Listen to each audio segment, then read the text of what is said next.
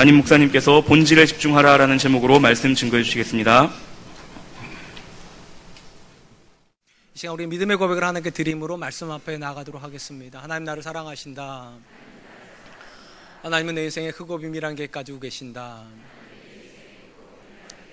하나님은 오늘도 나와 동행하셔서 그 계획 이루어 주신다. 아멘. 그렇게 될 줄로 믿습니다. 아멘. 사람이 정상적인 생활을 하기 위해서 우리 몸에 꼭 있어야 될 것을 우리는 영양소라고 부릅니다. 일반적으로 사람의 몸을 구성하고 있는 영양소에는 탄수화물, 지방, 단백질, 무기염류, 비타민, 물 등이 속해 있고요. 적당한 양으로 우리 몸에서 균형을 잡고 이런 것들이 있을 때, 그리고 우리는 이런 게 잘 돌아갈 때 우리는 건강하다라고 그렇게 부릅니다. 특별히 우리 몸에서 가장 중요한 3대 영양소를 우리는 탄수화물, 지방, 단백질로 구분하고 있습니다. 이런 영양소가 부족을 하면 우리 몸은 신호를 보냅니다. 그리고 그 신호에 의해서 그걸 보충해주면 몸이 다시 균형을 잡게 되는 것입니다.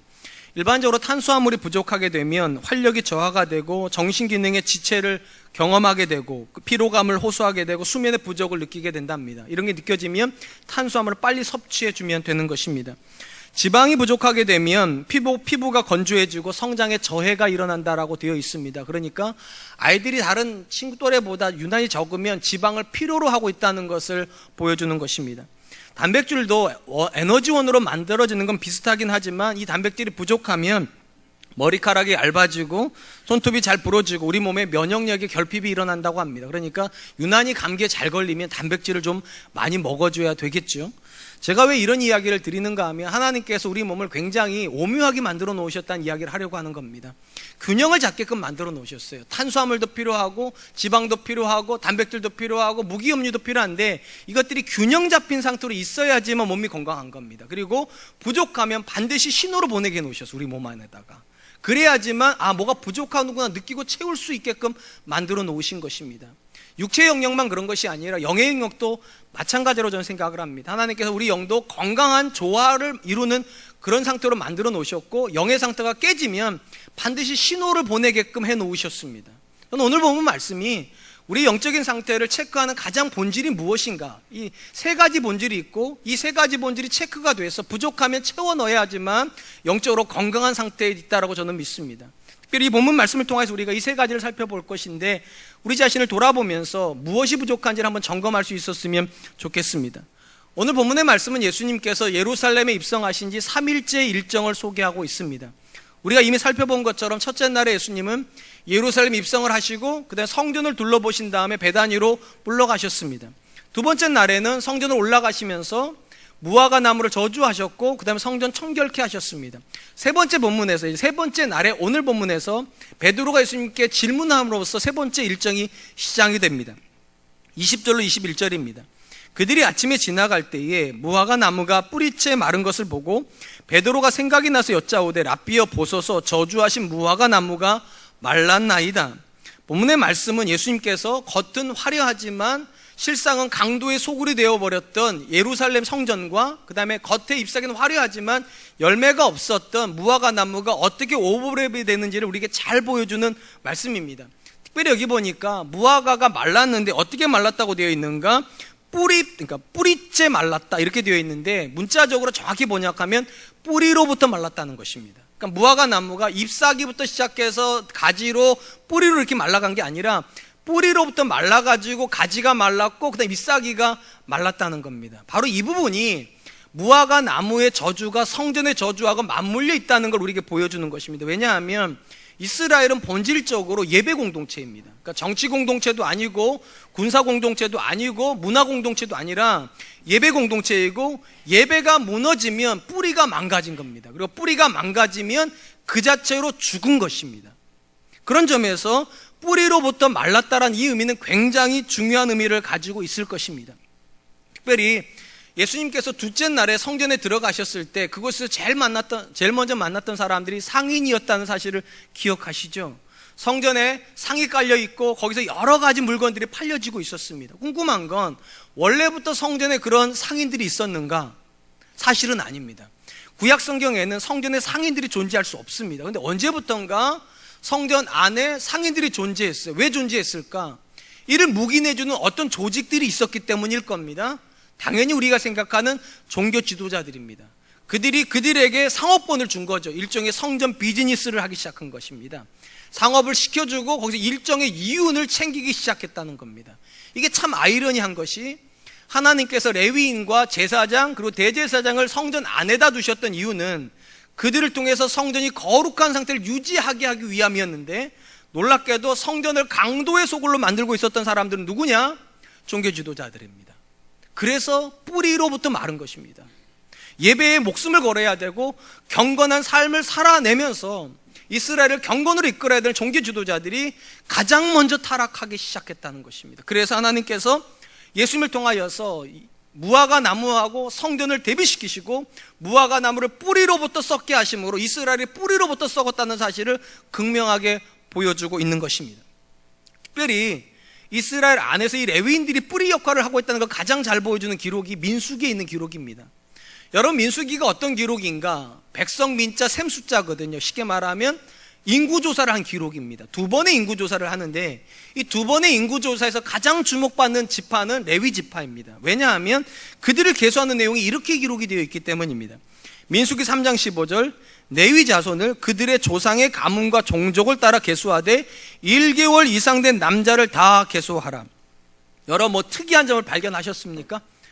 레위인들은 계수를 하되 1개월 이상 된 남자는 다 계수하라고 그랬습니다. 왜 이게 특이한가 하면 나머지 12지파는 20세 이상의 남자들을 계수했습니다. 그러니까 12개 지파는 다 20살 이상이 돼야지만 셈에 들어가는데, 특이하게도 레위인들은 1개월만 지나면 다 셈에 들어갔다는 것입니다. 더 특이한 것은 이들이 일하는 시점입니다. 하나님께서 레위인들을 언제부터 일하라고 말씀하셨는가? 민수기 4장 23절, 30세 이상으로 50세까지 회막에서 복무하고 복무할 모든 자를 계수하라. 여러분, 나머지 12개 지파는요 20살 이상이면 계수를 하고 바로 일을 시켰습니다. 그러니까 전쟁에 내보냈다는 겁니다. 그런데 레위인들은 1개월에 계수를 해가지고 언제 일을 시키는가? 30년 뒤에 일을 시킵니다. 그러니까 레위인들은 다른 사람보다 굉장히 이른 시간에 소집이 돼가지고 굉장히 늦은 시간에 일을 시작하기 시작한 것입니다. 왜 이렇게 하셨을까? 우리 생각에는 20살부터 일을 해도 괜찮잖아요. 성인이니까. 그런데도 하나님께서 굳이 30에 일을 하게 하셨어요. 그리고 더 놀라운 기록이 민수기 8장에 나옵니다. 민수기 8장 24절, 레위인은 이같이 할지니 곧 25세 이상으로는 회막에 들어가서 복무하고 봉사할 것이요. 여러분, 제가 앞에서 민수기 4장에서 하나님께서 레위인들은 몇 살 때부터 일하라고 하셨다고요? 30살이요. 근데 4장을 또 지나고 나니까 민수기 8장에서는 갑자기 25살 때부터 일을 하랍니다. 왜 이러시는 겁니까? 하나님께서 숫자를 깜빡깜빡 하시는 겁니까? 제가 2부 예배 때 이 잔을 가지고 가면서 이 잔은 예수님의 몸을 기념합니다 이랬다가 깜짝 놀랐어요. 제가 말해놓고 제가 놀라버렸어요. 사람이니까 실수를 해요. 그러면 하나님도 실수하신가? 아니, 성경에 이렇게 되어 있죠. 하나님은 인생이 아니시니 후회함이 없으시다고. 실수를 해야 후회를 하죠.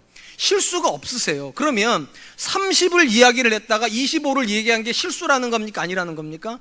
아니죠. 그럼 왜 25와 30이 각각 다른가? 간단합니다. 25살 때부터 회막에 들어가서 뭐 하라는 겁니까? 견습을 하라는 겁니다. 바로 일을 하지 말고 5년 동안 어떻게 성전의 일이 돌아가는지 5년 동안 배우라는 거예요. 여러분, 성전의 일이 그렇게 복잡하지 않아요, 사실은요. 근데 그걸 5년이나 배워야 됩니다. 그 간단한 일을.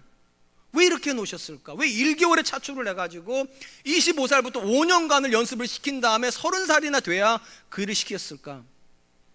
뿌리이기 때문입니다. 그들이 이스라엘 공동체의 뿌리이기 때문이에요. 그들이 예배를 잘 준비하고 그들에 의해서 예배가 경건하게 드려져야 이스라엘이 사는 거예요. 아무리 많은 군사력이 있고 아무리 재정적으로 부유해도 레위인이 타락하면 예배는 망가지고, 예배가 망가지면 이스라엘 무너진다는 거예요. 그래서 하나님께서 유독 1개월부터 태어난 지 얼마 되지도 않은 아이부터 특별하게 선택해가지고 30살까지 기다리게 하시는 거죠. 그리고 마지막 5년 동안 철저하게 준비시키는 것입니다. 그런 점에서 여러분, 오늘 본문에 예수님께서 뿌리로부터 말랐다고 말씀하시는 건 의미가 있어요. 왜냐하면 그 종교 지도자들은 대부분 다 누구 출신인가? 레위인 출신들이에요. 레위인이어야지만 대제사장이 되는 거거든요. 그러니까 여러분, 레위인을 이렇게까지 선별해 놓으셨는데 예수님 당시에 레위인들이었던 그 대제사장들은 철저하게 타락했다면 그 성전은 더 이상 의미가 없는 거죠. 있어도 죽은 거죠. 나라가 있어도 죽은 거죠. 사랑하는 성도 여러분, 저는 하나님께서 세우신 모든 공동체에 속해 있는 구성원들은 다 중요하다고 믿습니다.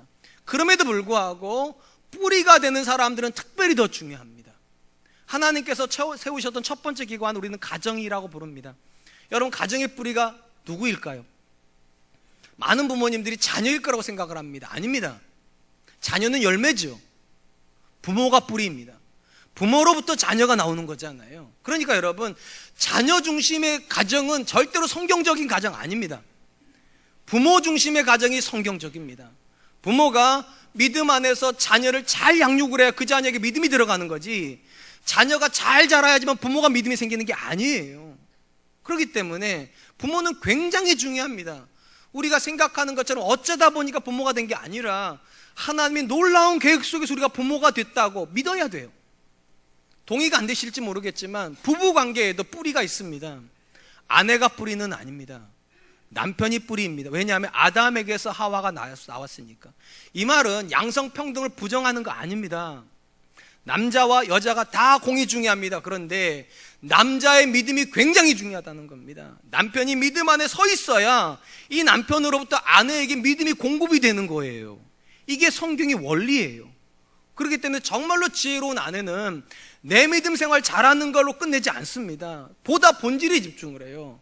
내 남편에게서 믿음이 나와야 된다고. 아빠가 아들에게 축복하는 거고 아빠가 딸에게 축복해줘야지, 그게 성경이지, 이렇게 믿는 거예요. 그래야 가정이 건강하게 돌아가요. 또 하나님께서 만드신 공동체가 교회라고 합니다.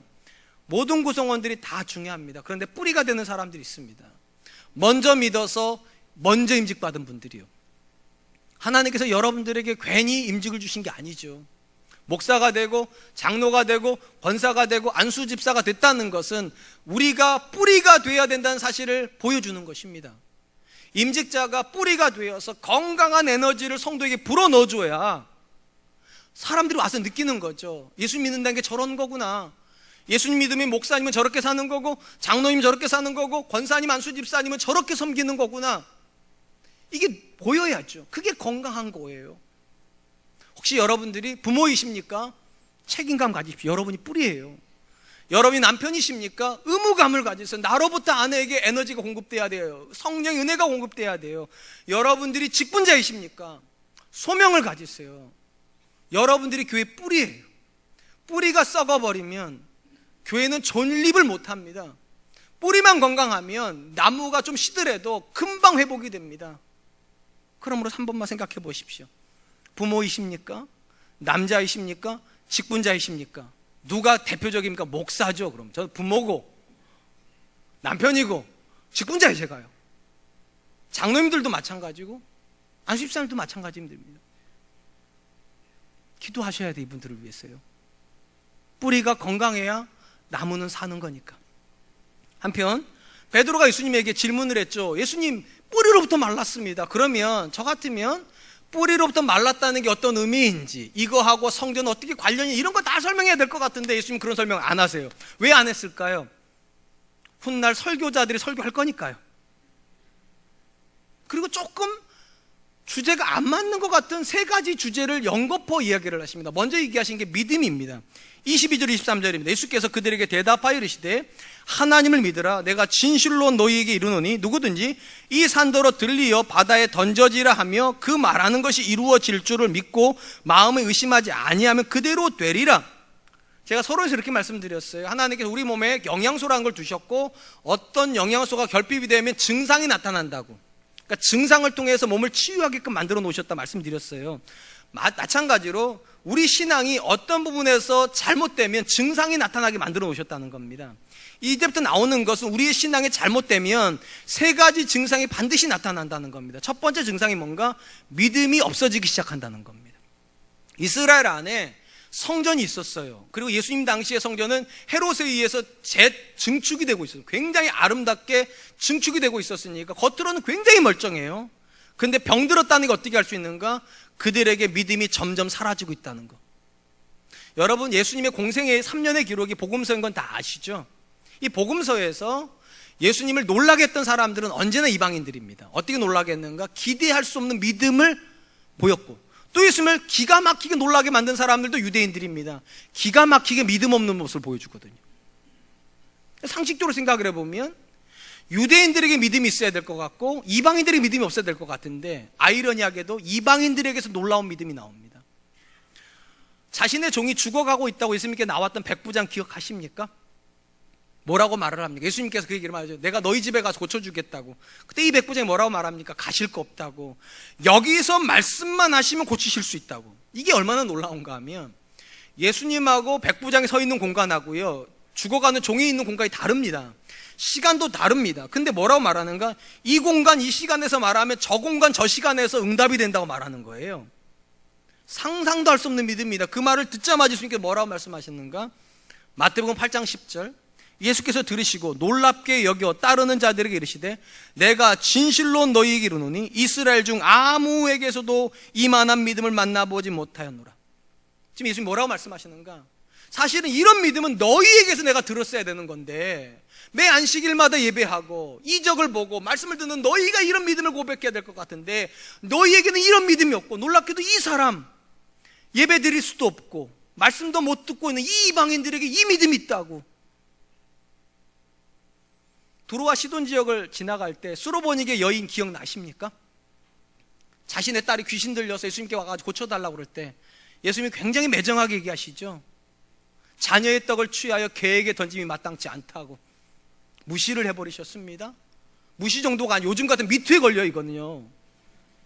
개라고 표현했는데 이건 미투보다 더한 거죠. 인격 모독에 들어가는 겁니다. 근데 이 여인이 포기하지 않죠. 뭐라고 말을 합니까? 개들도 주인의 상에서 떨어지는 부스러기로 배를 불리나이다. 부스러기 은혜만 있으면 된다고. 주님, 큰 은혜 아니라고요. 부스러기 은혜만 있어도 내 자녀가 낫는다고. 기가 막힌 고백입니다. 이 말을 듣자 예수님이 뭐라고 말씀하시는가? 마태복음 15장 28절, 이에 예수께서 대답하여 이르시되, 여자여 내 믿음이 크도다, 내 소원대로 되리라 하시니 그때로부터 그의 딸이 나으니라. 여러분, 상식적으로 생각해 보면 예수님 당시에 이방인들은 성전 예배에서 철저하게 배제되었습니다. 그들은 이방인의 뜰이라고 하는 바깥 뜰까지밖에 못 들어가서 성전 아예 들어가지도 못했습니다. 성전 안에서 예배도 드리지 못했어요, 사실은요. 그러면 이 유대인들은 성전 안으로까지 들어가거든요. 대제사장 같은 경우는 지성소까지 들어가요. 그러면 상식적으로 누가 믿음이 있어야 됩니까? 누가 더 큰 믿음이 있어야 돼요? 유대인들이어야 되잖아요. 그런데 유대인들에게는 그 믿음이 없어요. 그리고 믿음이 없을 것 같은 이방인들이 유대인들을 부끄럽게 만드는 큰 믿음을 고백을 해요. 뭘 말해줍니까? 믿음을 고백하는 유대인들, 아니 믿음을 고백하는 이방인들이 믿음을 고백하지 못하는 유대인들에게 경고 메시지를 주는 거예요. 당신들의 믿음이 정상이 아니라고. 정상이 아니라고. 여러분, 우리가 교회를 다닌다는 의미가 뭘까요? 교회를 다니면 성공하는 걸까요? 여러분, 성공하는 사람은 능인선에도 굉장히 많이 있는 거 아시죠? 성공하셔서 그 스님은요, 주지 스님은 막 2억을 MBA 대통령에게 막 자금도 갖다 주시고, 저는 못 갖다 줘요, 여러분. 그러니까 여러분, 교회 다니는 게 성공을 의미하지는 않습니다. 그런데 한 가지 분명해도 교회 다니면 믿음은 생겨야 됩니다. 다른 이유 때문에 교회 다니는 거 아니에요. 다른 이유 때문에 말씀 듣는 거 아니에요. 다른 이유 때문에 우리가 하나님 앞에 나오는 거 아니에요. 그 믿음 때문에, 그 믿음이요. 그리고 그 믿음이 안 생기면 그건 병든 거예요. 그건 정상 아니에요. 사랑하는 성도 여러분, 히브리서에서 믿음의 선진들이 우리에게 보여준 모든 공통점이 무엇입니까? 우리가 생각하는 것하고 좀 다릅니다. 그들은 자기를 믿지 않습니다. 많은 분들이 착각을 해요. 믿음을 자신감으로 착각을 합니다. 여러분, 자신감은 자기를 믿는 거예요. 내가 할 수 있다고 믿는 걸 믿음이라고 말하는 게 아니에요. 믿음은 내가 하는 게 아니라 하나님이 하신다고 믿는 거예요. 근데 너무 많은 부모님들이 이 사실을 안 믿어요. 자꾸만 내 자녀가 하는 줄 알아요. 자꾸만 내가 하는 줄 알아요. 자꾸만 내 남편이 하는 줄 알아요. 그러다 보니까 어떤 문제가 벌어지는가? 자꾸 계산을 해요. 우리 자녀가 이 정도 학벌을 가지고 이 정도 직장에 들어가면 이 정도 결혼하려나? 자꾸만 계산을 해요. 이성적으로 경험적으로 판단하려고 그래요. 그러니까 교회를 다니긴 하는데, 그래서 똑똑하긴 한데 믿음 좋은 사람 만나기가 어려워요. 병든 거예요. 신앙이 잘못 가고 있는 거예요. 신앙이 건강하면 내 자녀의 성적이 그렇게 중요하지 않아야 돼요. 내 남편의 월급이 그렇게 중요하지 않아야 돼요. 내 주변에 있는 사람들의 배경이 그렇게 중요하지 않아야 돼요. 오직 하나만 봐야 돼요. 믿음이요. 예수님도 말씀하시잖아요. 할 수 있거든. 무슨 말이냐? 믿는 자에게 능치 못함이 없다고. 오늘은 아멘 안 하는 날이죠. 여러분, 예수님께서 지금 성전을 앞에다 두시고서 제자들에게 하나님을 믿으라, 왜 이렇게 얘기를 하시는 겁니까? 성전을 두고 매 안식일마다 들어가긴 하는데 그들 하나님을 안 믿는다는 겁니다. 계산하고 있죠, 매번. 판단하고 있죠, 매번. 상식에 매여가지고 아무것도 시도 안 한다는 거예요. 그러면 그런 성전은 의미가 없다는 거예요. 그런 교회는 의미가 없는 거예요, 여러분. 사랑과 은혜교회를 왜 다녀야 됩니까? 이곳에 오면 믿음이 생겨야 되니까요. 없던 믿음도 생겨야 되는 거고, 안 하던 아멘도 하게 되는 거고, 그게 살아있는 증거죠. 우리 사랑과 은혜교회 안에 믿음의 고백이 매일 새로워질 수 있기를 축원드립니다. 예수님은 베드로에게 믿음에 대한 이야기를 하신 다음에 그 다음에 다시 기도의 영역으로 다시 주제를 전환을 시키십니다. 24절입니다. 그러므로 내가 너희에게 말하노니 무엇이든지 기도하고 구하는 것은 받은 줄로 믿으라. 그리하면 너희에게 그대로 되리라. 예수님은 성전이 제 기능을 못하고 있다는 두 번째 상징으로 기도를 지목하고 계십니다. 특별히 우리가 이 본문을 읽을 때 우리를 오해케 만드는 단락이 하나가 있어요. 무엇이든지 기도하고 구하는 것은 받은 줄로 믿으라. 이 부분. 여러분, 이 말씀대로 따지면 우리가 무엇이든지 기도하면 다 받는 거죠. 근데 솔직히 한번 대답해 보실래요? 기도한 대로 다 받으셨어요? 제가 2부 때 물어봤더니만 저쪽에서 우리 안수 집사 한 분이 아니요 이러시더라고요. 바로요. 기도한 대로 다 못 받은 게 정상이에요. 그러면 왜 기도하고 믿고 구하면 받은 줄로 믿어야 된다고 그랬는데 왜 못 받을까? 왜 이런 괴리감이 생기는 걸까? 여기 오해가 하나가 존재하기 때문입니다. 우리가 생각하는 기도하고 예수님 말씀하시는 기도가 달라요. 우리는 일반적으로 기도를 어떻게 생각하는가? 내가 원하는 걸 하나님께 알려드리는 거. 내가 원하는 거를. 이걸 기도라고 생각을 하는데, 예수님이 생각하시는 기도는 하나님이 원하시는 걸 내가 하나님께 묻는 겁니다. 하나님, 내가 어떤 부모 되기를 원하십니까? 하나님, 내 자녀가 어떻게 자라기를 원하십니까? 하나님, 내가 어떻게 직장 생활하기를 원하십니까? 하나님, 오늘 내가 어떻게 살기를 원하십니까? 하나님이 원하는 걸 묻는 게 기도예요. 그리고 적어도 하나님께서 예수님을 통해서 보여주신 가장 좋은 기도의 모범이 무엇인가? 예수님께서 주기도문을 가르쳐 주잖아요. 예수님의 기도잖아요. 하늘에 계신 우리 아버지여, 이름이 거룩히 여김을 받으시오며 나라의 임하옵시며 뜻이 하늘에 이룬 것 땅에서 이루어진다. 예수님께 기도하신 모든 내용은 다 누구랑 관련된 겁니까? 하나님과 관련된 겁니다. 심지어 예수님께서 마지막 죽음을 앞에다 놓으시고 겟세마네에서 어떤 기도를 하셨는가? 마태복음 26장 39절, 조금 나아가서 얼굴을 땅에 대시고 엎드려 기도하여 이르시되 내 아버지여, 만일 할만하시거든 이 잔을 내게서 지나가게 하옵소서. 그러나 나의 원대로 마시옵고 아버지의 원대로 하옵소서 하시고. 예수님께서 지금 자기가 원하는 걸 구합니까? 하나님이 원하는 걸 구하십니까? 하나님이 원하는 걸 구하십니다. 그게 기도예요. 그리고 적어도 하나님은 그분의 뜻을 이루는데 실패하신 적이 있습니까? 없습니까? 없어요. 그러니까 잘 들어보세요. 우리가 하나님의 뜻을 구하고 있다면, 그리고 하나님은 그분의 뜻을 이루는데 절대로 실패하지 않는다면, 우리가 하나님의 뜻을 구하면 이루어지는 게 당연하죠. 그러니까 믿음으로 구하면 받은 줄로 믿으라. 그렇게 되는 거예요. 내가 내 인생에서 하나님의 뜻을 구하고 있다면 의심하지 마세요. 여러분의 자녀 인생에서 하나님의 뜻을 구하고 있다면 두려워하지 마세요. 우리 교회 안에서 주님의 뜻이 이루어지기를 기도하고 있다면 걱정하지 마세요. 헌금이 줄어든다고 걱정하지 마시고, 성도 숫자 줄어든다고 걱정하지 마시고, 교회가 뭐 어쩌다 걱정하지 마세요. 하나님의 뜻이 이루어지면 절대로 실패하지 않습니다. 예수님 말씀하시잖아요. 믿고 구하면 받은 줄로 믿으라. 왜냐? 우리가 아버지 뜻을 구하고 있는데, 그리고 하나님이 그분의 뜻을 이루시는데 왜 염려하냐고.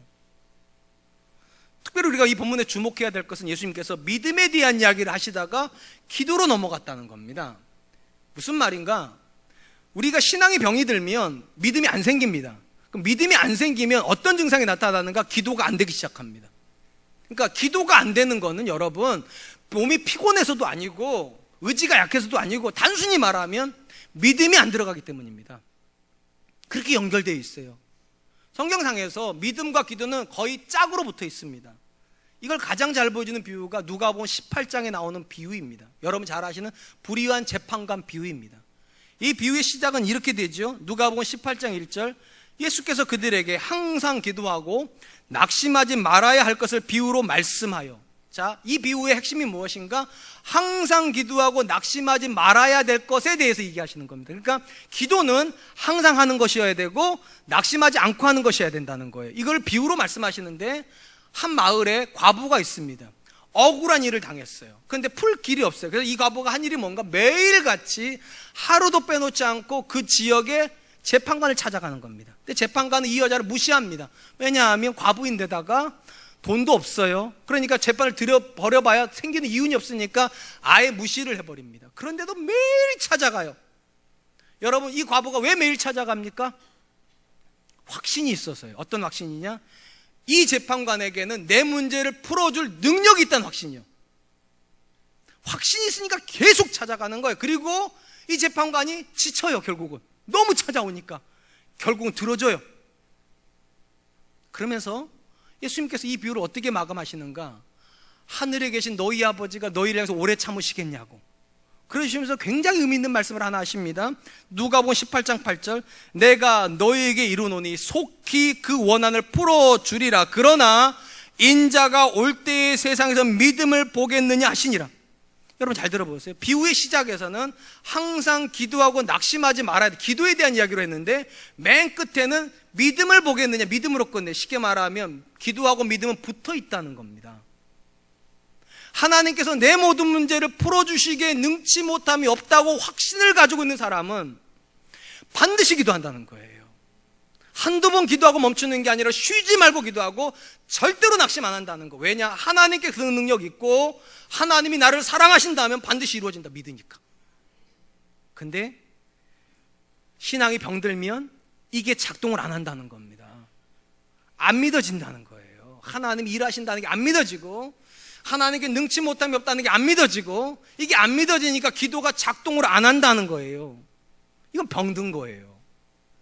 반드시 기억하시기 바랍니다. 본문에서 예수님께서 신앙이 병들었다고 말하는 가장 구체적인 증거가 두 가지 현재적으로요. 믿음이 안 생기는 것과 기도가 안 된다는 거예요. 그러면 여러분, 우리 안에서 끈질기게 기도가 안 된다면 여러분 한 번만 생각해 봐야 돼요. 왜 이게 안 될까 도대체? 답은 간단해요. 확신이 없기 때문이에요. 우리 자녀들 중에 공부 못하는 자녀 두신 분들 계시죠?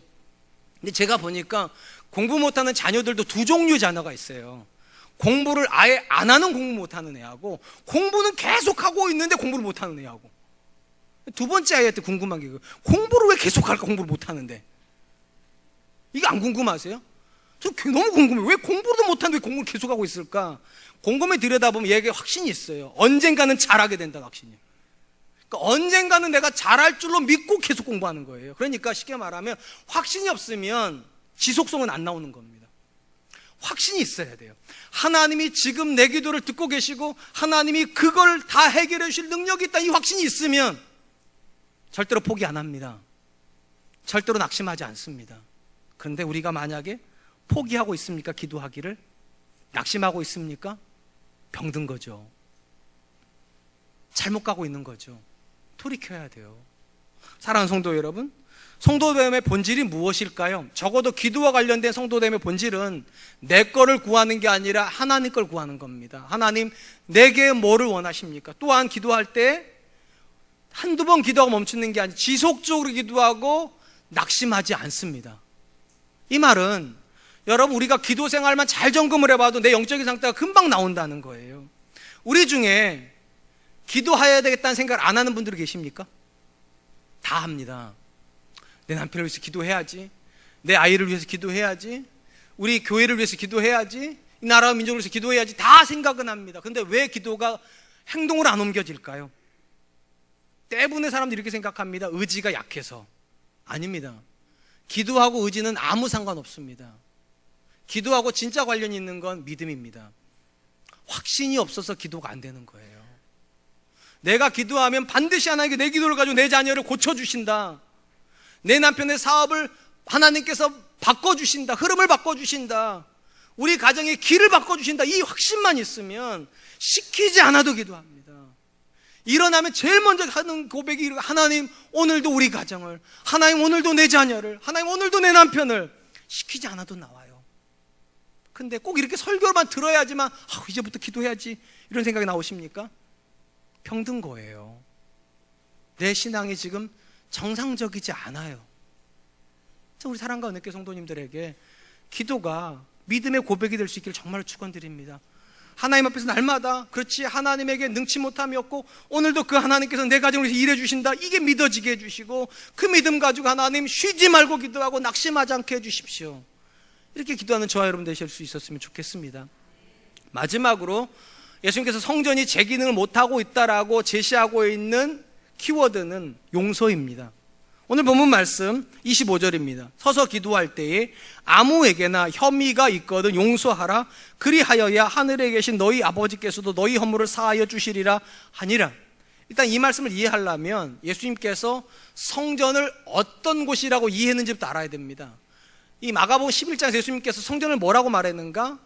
기도하는 집이라고 했습니다. 성전은 기도하는 곳, 그러니까 기도의 텐트를 세우고 기도로 이렇게 생각하시면 되는데, 이 기도를 중심으로 해서 양쪽에다가 끈을 놓으셨다는 거예요. 이쪽은 믿음의 끈을 당겨야 돼요. 믿음의 끈이 당겨야 기도의 축이 세워지고, 또 한쪽은 용서의 끈이 당겨져야 된다는 거예요. 그러니까 하나님을 향하여서는 믿음이 드려져야 되고, 내 옆에 있는 사람에게는 용서의 고백이 드려져야지만 기도의 끈이 땡땡하게 이렇게 세워진다. 그래서 그 기도가 하나님께 상달이 된다는 겁니다. 그럼 왜 성전 안에서 기도를 드리는데 형제 간의 관계, 형제와 맺고 있는 관계가 중요한 요소를 하게 되는가? 이 부분에 대해서는 예수님께서 이미 산상설교에서 이렇게 말씀해 놓으셨습니다. 마태복음 5장 23절 24절. 그러므로 예물을 제단에 드리려다가 거기서 내 형제에게 원망을 들을 만한 일이 있는 것이 생각나거든 예물을 제단 앞에 두고 먼저 가서 형제와 화목하고 그 후에 와서 예물을 드리라. 하나님께서 생각하시는 성전은요, 불화의 장소가 아닙니다. 이건 너무 당연한 거예요. 여러분, 원래 성전을 정말 짓고 싶었던 사람이 누굽니까? 다윗입니다. 근데 하나님께서 다윗에게 성전 짓기를 허락하지 않으시죠. 왜였습니까? 그는 불화의 사람이기 때문입니다. 손에 피를 묻힌 사람이에요. 그 칼을 가지고 사람을 죽였던 사람입니다. 어떤 좋은 의미든 나쁜 의미든 죽였던 사람이에요. 그러니까 그런 사람은 성전을 지을 수 없다는 거예요. 솔로몬에게 짓게 하십니다. 솔로몬은 화평의 사람입니다. 전쟁을 안 하죠. 다 외교 수완을 부리죠. 그 사람이 성전을 지어요. 당연히 그 성전에 들어오는 사람은, 불화한 사람은 들어올 수 없습니다. 불화한 사람이 하나님 앞에 기도할 수 없습니다. 그러니까 하나님 말씀하시는 거예요. 믿음을 가지고 성전에 들어왔다면 기도의 끈 하나 땡겨진 거예요. 두 번째 확인할 건 하나님이 기뻐하시는 화목의 끈이 땡겨졌냐는 거예요. 그게 없으면 다시 돌아가라는 거예요. 건강하지 않다는 거예요. 돌아가서 형제하고 화목하고 돌아오라고. 그런 점에서 여러분, 우리의 신앙이 건강한가 건강하지 않는가 가장 구체적인 리트머스지는 여러분 옆에 있는 사람들입니다. 여러분 옆에 있는 사람하고 여러분 좋은 관계 맺지 못하는데 여러분 믿음 있는 사람 아닙니다. 남편의 믿음은 누가 체크해 줄까요? 아내의 얼굴이요. 아내의 얼굴을 보세요. 그럼 여러분의 남편의 믿음이 나와요. 남편의 믿음을 보고 싶으세요? 아내의 얼굴을 보세요. 그럼 남편의 믿음이 나와요. 부모의 믿음을 보고 싶으세요? 여러분의 자녀들의 얼굴을 보세요. 그럼 부모의 믿음이 나와요. 제가 신앙생활을 적지 않게 했는데요, 느낀 게 있어요. 남편의 믿음이 좋아지면 특이하게도 남편이 좋은 게 아니라 아내가 좋더라고요. 아내가 좋아하더라고요. 왜냐하면 모든 믿음은요, 그 사람을 좋은 사람으로 바꿔놓습니다. 그래서 그 남편 때문에 아내가 행복하게 되고요, 그 부모 때문에 자녀가 행복하게 돼요. 그렇게 해서 우리가 확인하는 거예요. 내가 믿음이 잘 가고 있구나. 오해 없이 들으세요. 어저께 저희 큰아이가 오랜만에 와가지고, 또 뭐 오랜만이라 봐야 일주일 됐어요. 일주일에 와가지고 저녁밥을 먹는데 갑자기 우리 아이가 저한테 이런 얘기, 아빠 우리 집이 좀 특이한가 봐. 그래서 뭐가 특이하냐 그랬더니 자기 친구들이 대구 경상도 친구들이 많은데 이제 대학교 가가지고 경상도 친구들이 이런다는 거예요. 자기 엄마 보고 주고받는 대화가 이런 거라. 밥 먹었나? 응, 끊어. 바로 끊는다는 거예요. 카톡도 밥 먹었어? 응, 끝. 이런데. 근데 우리는 카톡도 길게 보내고, 문자도 길게 보내고, 엄마도 길게, 아빠도 길게, 전화도 길게. 그러니까 친구들이 그런다. 니네 집 이상하다고. 그러면서 이렇게 말하면, 니네는 엄마랑 친한가 봐? 너희 집은 아빠랑 친한가 봐? 우리 아이가 그랬다. 우리는 엄마 아빠랑 여행 다니는데 애들이 다 기겁을 하더라는 거예요. 어떻게 아빠랑 엄마 여행 다니냐고. 제가 그때 알았어요. 아, 교회 바깥에 있는 아이들에게 부모랑 안 친한 게 정상이고 부모랑 대화 길게 안 하는 게 정상이구나. 그럼 여러분, 교회 안에 있는 사람에게는 뭐가 정상이어야 되겠습니까? 대답 좀 해보세요. 뭐가 정상이어야 될 것 같습니까? 전 이렇게 믿습니다. 여러분의 자녀가 여러분과 대화하는 게 즐거워야 됩니다. 여러분의 아내가 여러분의 남편과 같이 앉아서 커피 마시는 게 즐거워야 되고 기다려져야 되고 가족들이 같이 뭔가를 할 때 흥분감이 있어야 돼요. 오늘 우리 가족이랑 같이 뭐 한다고, 정말 나는 우리 가족이 너무 좋다고, 우리 아빠가 좋고 내 아내가 좋고 내 남편이 너무 좋고 내 자녀가 너무 좋다고, 그래야 그 사람이 교회에 와가지고 기도할 때 하나님께서 들으신다는 거죠. 사랑하는 성도 여러분, 가족이 냉랭한 거 정상 아닙니다. 남편과 아내가 소 닭 보듯이 보는 거 정상 아닙니다. 그거 병든 거예요. 신앙적으로 병든 거예요. 그러니까 성전의 문제를 가지고 얘기하시면서 뭐라고 말씀하십니까? 기도하기 전에 가서 먼저 화목하고 오라고. 저는 우리 사랑과 은혜교회가 하나님과만 화목하는 교회가 아니라 가족도 화목하고 남편과 아내도 화목하고 부모와 자녀도 화목하고 그리고 우리 옆에 있는 사람들과도 화목한 그런 공동체가 될 수 있기를 축원드립니다. 이제 말씀을 맺으려고 합니다. 우리 몸이 정상적으로 돌아가려면 모든 영양소가 균형을 잡아야 됩니다. 그리고 균형이 깨지면 반드시 증상이 나온다고 말씀드렸어요. 우리 신앙도 마찬가지입니다. 우리 신앙이 균형을 깨지면 세 가지 증상이 나타납니다. 믿음이 안 생깁니다. 기도가 점점 약해집니다. 세 번째, 불화가 시작이 됩니다. 이 세 가지 단계 들어갔으면 여러분 이렇게 생각하시면 돼요. 내가 지금 잘못 믿고 있구나. 그리고 하나님 앞에 돌아가서 이렇게 기도해야 됩니다. 하나님, 나를 좀 새롭게 비춰주십시오. 내게도 날마다 믿음이 새로워지고 기도가 끊임없어지게 해주시고 그리고 내 옆에 있는 사람들이 나로 인해서 하나님께 감사할 수 있도록 주님 도와주시옵소서. 이번 한 주간 이 세 가지 제목, 믿음을 주십시오, 기도하게 해주십시오, 관계지향적인 사람이 되게 해주십시오. 기도하는 한 주간 되실 수 있었으면 좋겠습니다. 이 시간에는 기도 좀 하려고 합니다. 이 세 가지 제목을 가지고 기도할 텐데요. 여러분, 우리 가정 안에는 믿음의 고백이 날마다 새로워지고 있습니까? 기도하는 것이 즐겁고 노동 같지 않고 기도할 때마다 확신을 가지고 낙심하지 않고 기도하고 있습니까? 우리는 서로를 바라볼 때 감사함으로 바라보고 서로를 축복하는 그런 가정입니까? 하나님, 그렇게 되게 해주십시오. 내 신앙이 그렇게 건강한 신앙이 되게 해주십시오. 우리 같이 한 번만 기도하겠습니다. 하나님 많으신 하나님 감사합니다.